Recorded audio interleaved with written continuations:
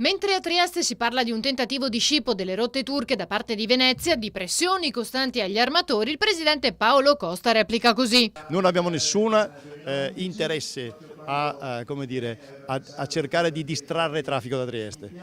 Io credo di essere il solo che continua da anni a sottolineare come Venezia e Trieste hanno bisogno di essere alleati, hanno solo bisogno di sostenersi l'un l'altro, sui container, sui traffici ro-ro, sui traffici passeggeri come abbiamo lasciato fare quando c'è stato. Nessuno di noi ha neanche battuto ciglio quando un po' di navi passeggeri sono andate a Trieste, va benissimo lo stesso. E mentre Costa dice di non essere in competizione con Trieste nonostante il derby tra le due città continui, la presidente della regione Friuli Venezia Giulia, intervistata nella trasmissione Sveglia Trieste, commenta. È abbastanza normale che ci sia questa concorrenza tra i porti, anormale che lo si faccia in modo magari un po' eccessivo nella pressione, però credo anche che insomma oggettivamente Venezia, con la difficoltà della piattaforma logistica che pare non riuscire a prendere corpo, con la difficoltà delle grandi navi, con la difficoltà dell'escavo del Contorta eccetera eccetera, probabilmente insomma